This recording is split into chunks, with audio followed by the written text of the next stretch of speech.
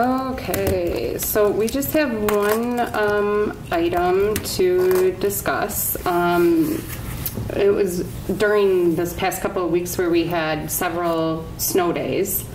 Our past practice has been here in Pennfield, I believe, that we wait until noon to determine if we're going to have athletic activities or not. And so I received a couple of messages from parents, and I think Dawn also heard a little bit too from through the athletics that her exchange student is involved in, just, you know, how it's kind of like a last minute decision for people to count on, doesn't always necessarily make a lot of sense.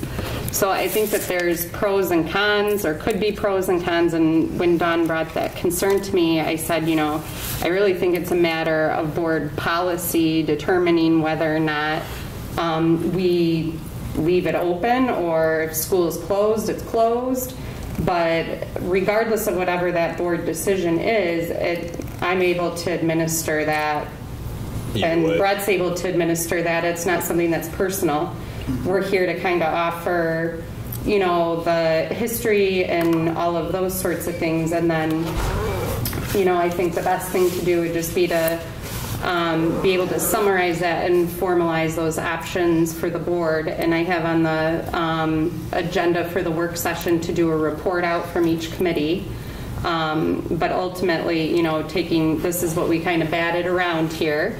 Certainly didn't make any decisions on behalf of the board, but you know, I think that just having that clarity moving forward in policy will help us with then how we act. Yeah. Mm-hmm. And so I know Brett put together some information for you, and I can kind of tell you, you know, what I know just from the superintendent lens of, you know, what goes into all these things, and we can go from there.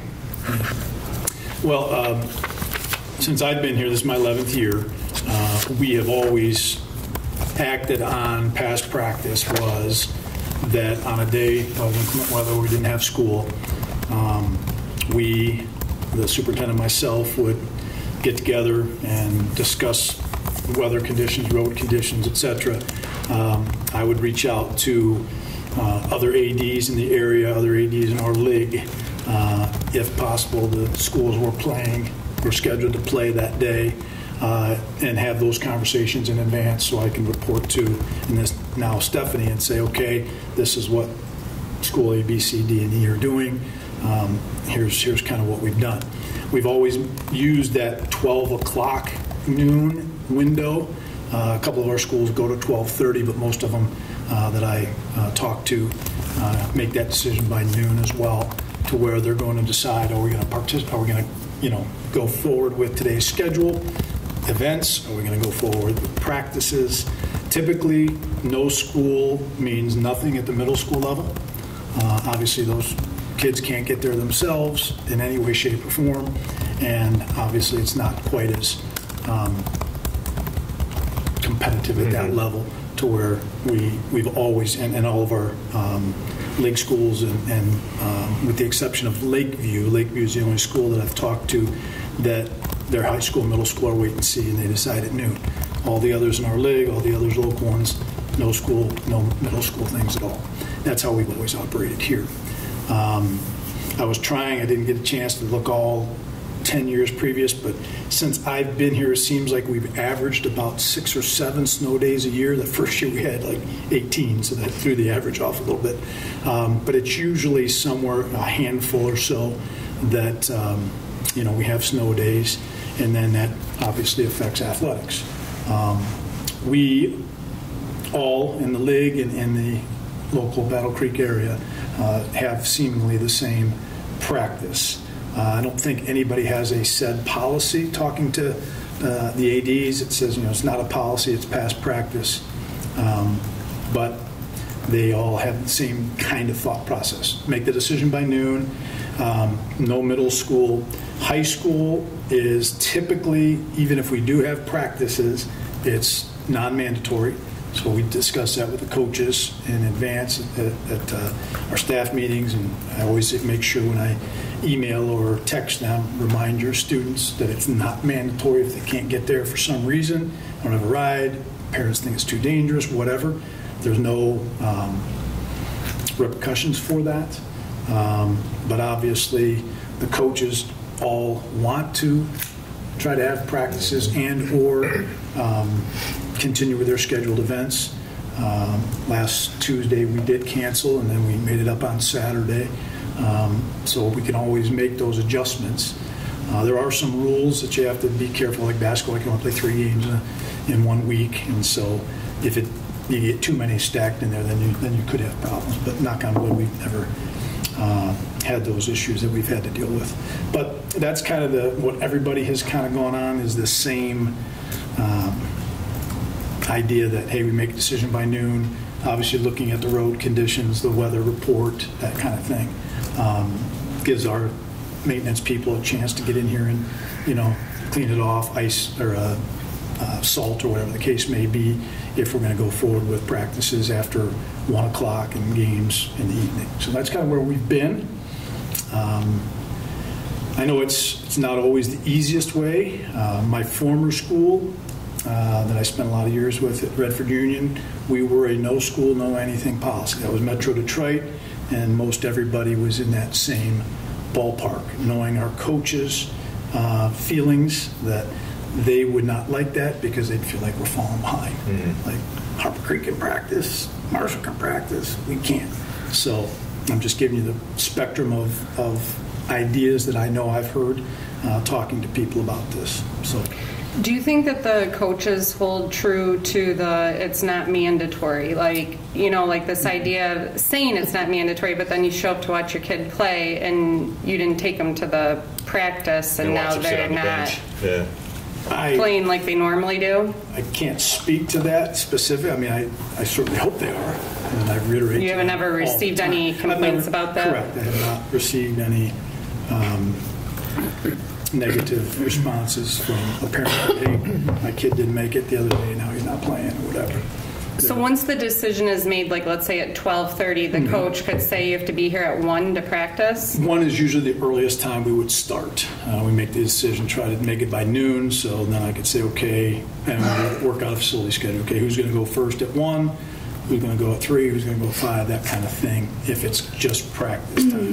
If it's events, then okay, the games are going to start at 4. We got to be done by 3.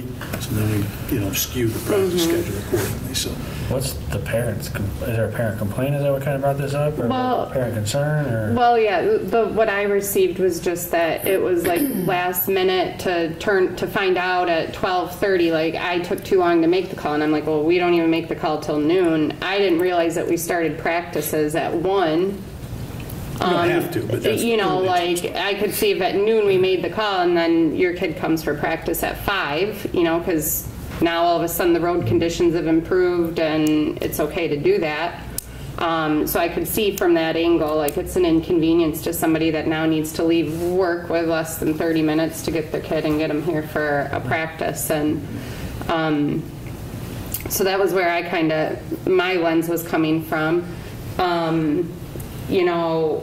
There's a lot that goes on a day where school is called, right? So then after, I don't know, a couple of those days being up at 4 in the morning, dealing with all that, and then okay, now we got to start thinking about athletics. There's just a second layer in decision making there, but a lot does change in terms of road conditions from 4 or 5 a.m. to noon. I think that it's a good practice that we don't have middle schoolers competing or practicing. I think that's pretty standard everywhere. My, I guess other question would be, is, practice necessary if there's no school that day? For some kids, it may be their safe outlet, to have that. It's the endorphins they get from their daily workout. They might not have the space to do that at home. But, in general, when we make the call, it's based on road conditions and taking into consideration, our buses can get through a lot. Like, they're really the least of our worries. It's everybody else that's on the road. So, and half of our district is on the road every day that we have school. So it plays a big part into decision making. If, 99% of our pupils were coming in on the bus, then I'd never have a snow day, but that's not our reality. We got a lot of traffic that's coming on campus and things to think about of that nature. Where I used to be superintendent, if we had no school, we were not competing, we were not practicing, the district was closed, we outsourced maintenance, so we didn't have, we weren't plowing, salting, all of that, without people being there, so it was also kind of a cost savings there. That is, since changed. Now they do allow their varsity to compete and to practice, but other outside of varsity they don't. So it's good times. And I know just like in terms of our area here, when I kind of spoke with the other soups, it sounds like it's mostly an AD driven conversation. Like if the people we're playing are good to go to come to us, or we're good to go there, then it's game on. Like the league doesn't ever step in and say, we're shutting down athletics tonight. Right. It's an individual school decision. So, that's really where it does come down to, is it a board policy we put in place, or is it we put some tighter parameters on who practices and who doesn't, or the time frame maybe, just as I was sitting here and thinking about, okay, I can see where this parent would be coming from, that we at one particular day made the decision, I think between like around 12:15 or 12, we didn't talk right at noon, I don't know what I was in the middle of, but we made it close to 1. So, I could see how that would make an inconvenience to a parent that has got to get their kid here that quick. Maybe it's pushing back and saying we'll allow practices after 3 o'clock or something like that. Is there something you can do, like if you're a little bit late, so at noon, give them 2-hour notice for the first practice? I mean, I don't know if that's viable or not. I don't know. I know there's 10. It kind of depends on the day. Yeah. If we have games starting at 3:30, right, we've got a limited window. We only have the one gym, unfortunately. So would the kids normally get a workout in that day? Like on days where we're competing? Typically, like on Tuesdays when it's triple headers, one's home, one's away, so they're all going out, taken care of.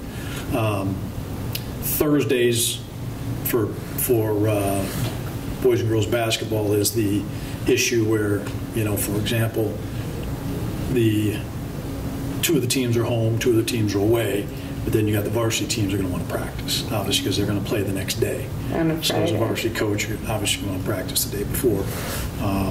And I think the other piece of it, just to give you the full thought process, how teenagers are. If they find out they're not having school, they're going to stay up till 3, 4 o'clock in the morning and sleep all day. And from a coach's perspective, the last thing you want kids doing is screwing up their sleep pattern and all that kind of stuff. Day before the game. Day before the game, you can't practice. They're going to lay around in bed all day. And so I remember those days as a coach, and I do understand that concern. But again, the one thing that I would reiterate to that parent is that, hey, practices are not mandatory. So if you can't get them there by 1 o'clock, now I know how that is too. The kid's going to be, come on, Dad, I got to get to practice. Mom, I got to get to practice. So I do understand that piece. But we also always make sure they know it is not mandatory. So if, you can't get there for some reason, Mom or Dad can't get off work and get you there, and you don't feel comfortable sending them with a friend and kids in the car, I get it. Well, that's why we make the non-mandatory thing. So it's not an easy decision. I understand that completely. But on the other hand, looking at how everybody, if we would make that decision to say, hey, no school, no practice, no games, we would be the only one. Bellevue does that, but Bellevue's, very small. They're the only ones that I know that have a no school, no play policy. I'm assuming that our insurance, our liability, and everything is 24/7, regardless if we're in school, not in school. Okay. I'm good with that. I mean, if it's a snow day, no middle school and then make the call by noon, if that's what you guys are advocating for. Because, like you said, some days it's terrible. You can't have school in the morning. But by 4 or 5 o'clock or 2 o'clock in the afternoon, the sun, maybe the sun came out, the salt trucks got out, and now it's fine. Leave it up to you guys on a case for case or day by day, if that's what you're thinking. I mean, it sounds like there's a lot of moving pieces, and it's just a pain in the ass. Well, like and whatever you do is going to be wrong. Well, I mean, it can, right? Yeah. Nobody's going to Calls, be 100 Right. on board together. Yeah. But one of my concerns is the safety of the students. They're brand new drivers, and then they're going to go pick up their friends and. But that's one of that's the why we things, put the leaving it non-mandatory. fluid for them to, what I mean, use the same, I don't know, qualifications or whatever they use for canceling school, And that's why I think the non-mandatory piece is important. And we reiterate that. Yeah, that I way it leaves it up to the also, parents for the last. As a parent, I look at what is the message you're sending. Can't go to school, but Right. you can Sports are more. And I yeah. mean, sometimes I do think weather does push it. I drove to Jackson. I came back when I was coming home. It got worse. So I mean, like I said, no one's going to totally agree, but I think the message is a little prickly, in my opinion. It just depends on the lens. I get what you're saying, and that I've heard people say that. But, it's just they're missing that common sense piece about the weather, the road conditions actually changed. It's not that we prefer sports over school. It's just the conditions changed. Because they don't normally call plow trucks out till 4 or 5 in the morning to start, so it's going to take them a few hours to get the main Exactly. road They gotta done catch before up. they touch the side roads, and then by 2 o'clock, 2 o'clock, it might be drivable.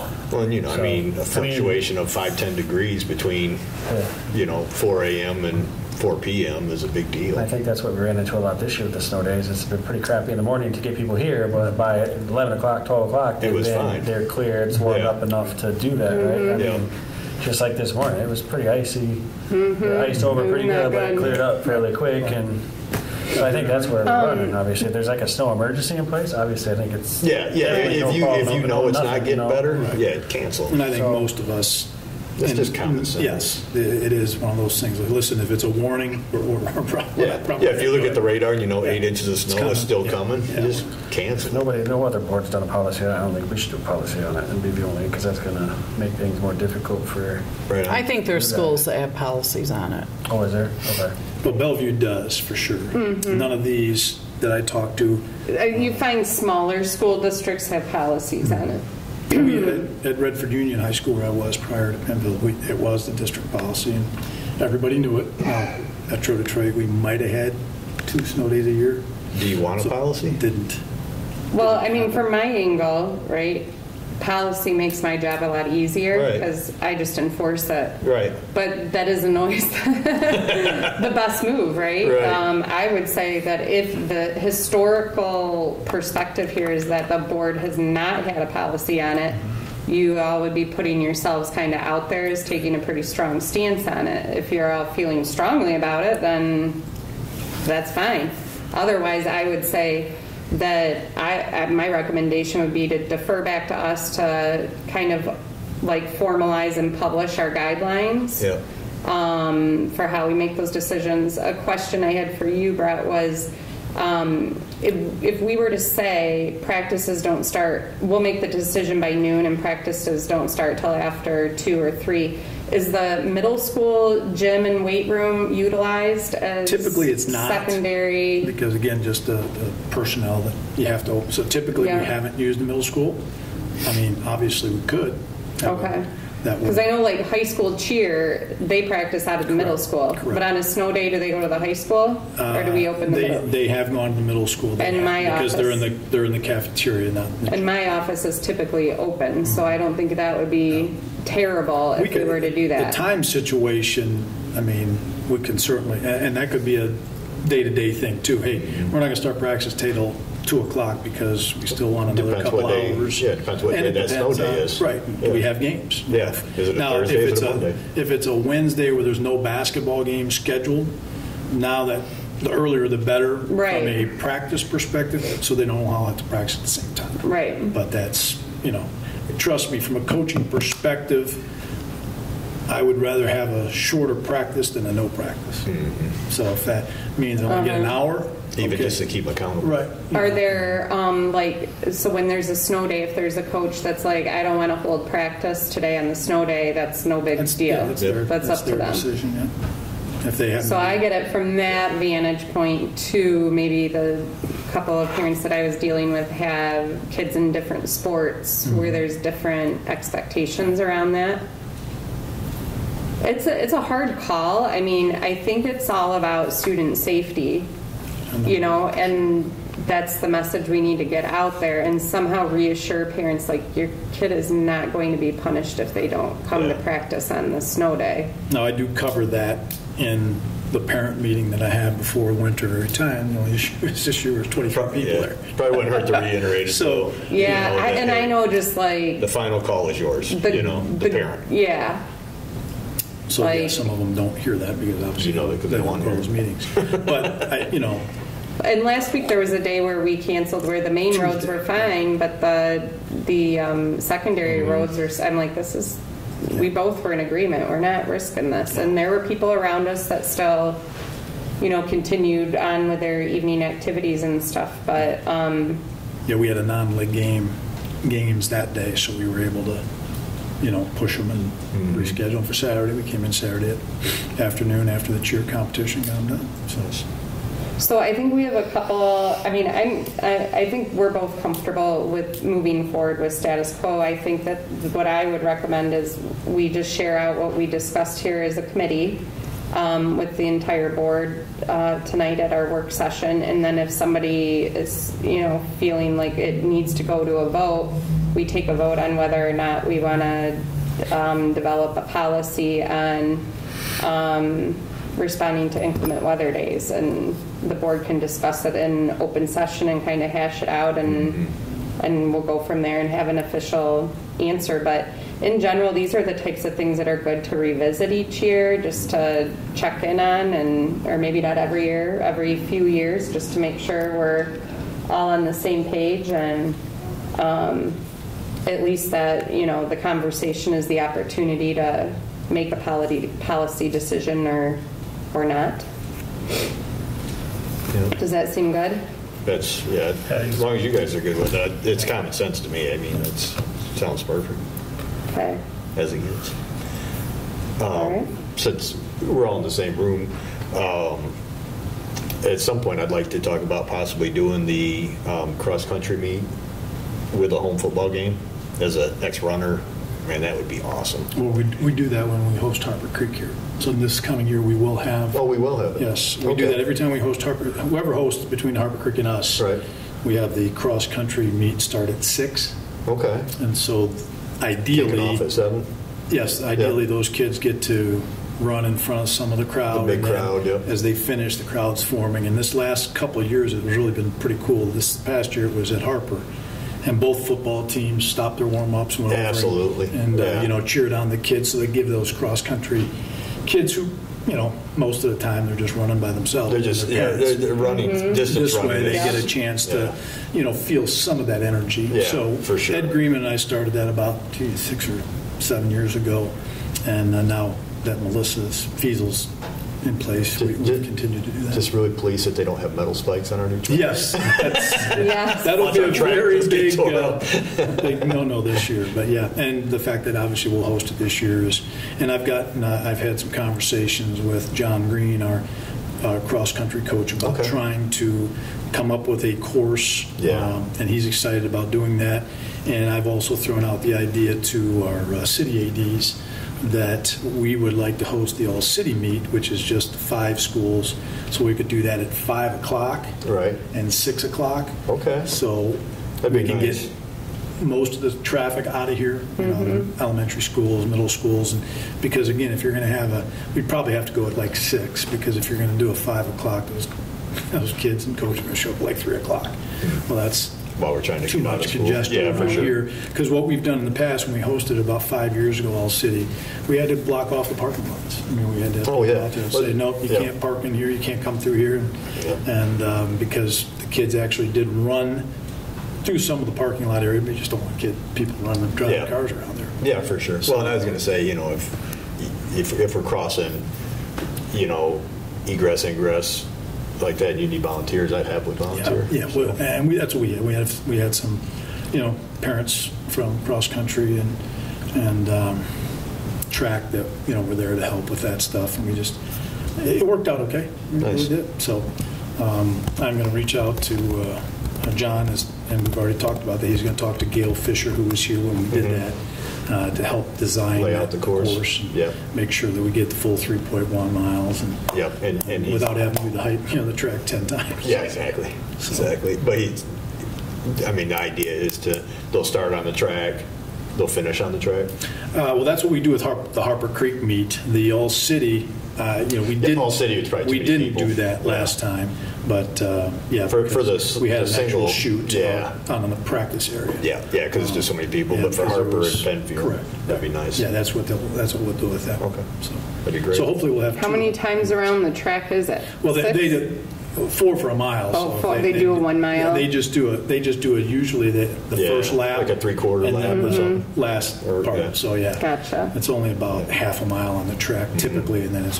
But that's in front of the stands. Right. And Cool. It's, They start like in it. front of the crowd and they finish in front of the crowd. And 6 o'clock is a good time because it's starting to get some people. And usually on that day, some of the people arrive early because they know it's for sure. so students. So yeah, this fall at Harper Creek, it was really well received. No, I bet. I heard about it. We had somebody come in, obviously, and talk Yes. about it. Yep. So- So we're on it. That's cool. Yeah. And That's I awesome did to hear. follow up and let her know that we were making good. plans and trying to Going do to try what to we get could. 2 this year. Like I said, Yeah. the All City and the Harper would be good. It's That would be good. It's just not easy to find 3.1 miles without running them on Pennfield Road. You can run through my yard if you want. You might not like Okay. it all the way on a wet You day. said No, it. just kidding. Just kidding. But yeah, that is in the process, the planning process. That's awesome. That's good to hear. Awesome. Anything else on the policy front? I did learn at the conference last week that there's going to be some more policy changes potentially coming for superintendent and administrator evaluations. So the board just approved one for teacher evaluation and one for administrator evaluation, just going to the 3 ratings. But it sounds like there may be some additional things that trickle down as a result of those changes in our policy. So I'll let you know as soon as I hear about that, because it won't go into play till July 1st, but when it comes, we'll want to pay quick attention to it. And I know you have basketball, so Yep. I got someone there to cover if you need me. If not, I will. I head think out. we're good there. Awesome. Thank you, Brett. Yep, Appreciate my pleasure. it. Thank you for allowing my input. Appreciate it. We like it. Yep. Thank you. All right, folks, have a good night. Yeah, you too. You too. See you soon. All right. Yeah.